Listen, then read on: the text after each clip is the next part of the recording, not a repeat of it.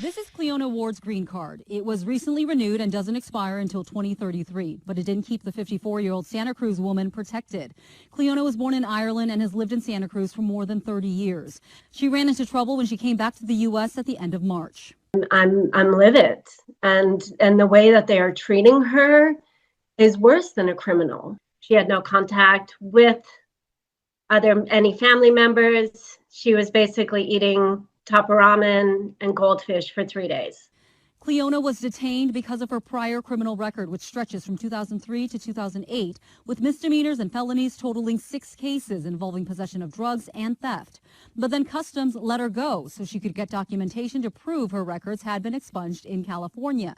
Cleona, who her family said struggled with addiction, did so and went to plead her case at SFO Customs yesterday. They basically just kind of messed around with her all day. She was detained again by Customs and told she would have to argue her case in front of an immigration judge. Her family hasn't spoken to her since.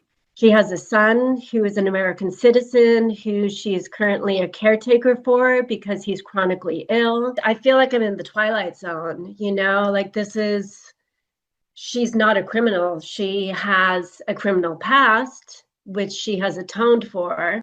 A spokesperson for Customs and Border Protection says they can't comment on individual cases, but in a statement says when a legal permanent resident with multiple convictions, including felonies, is presented for federal inspections, CBP officers follow strict protocols to ensure the traveler is compliant.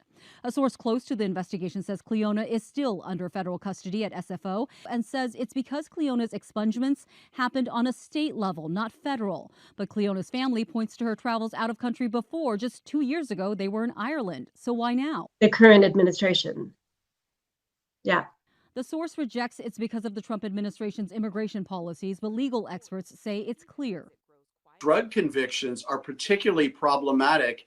Even though they've been decriminalized under state law, they are very serious under federal law. So for people who have prior drug or theft convictions, you could be in the crosshairs of the Trump administration's deportation policies. Stephen Clark says lawyers and district attorneys' offices are inundated with people trying to clear their records completely, and says anyone who might find themselves in a situation like this needs to seek counsel now. My sister is Irish. If she was, Latino, Mexican, El Salvadorian, it doesn't matter. She is a green card holder.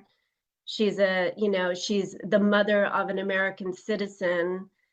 She deserves to be treated like a human being. That's Gia Vang reporting for us. Ward has been transferred to a detention center in Seattle and is expected in court for a hearing on May 7th.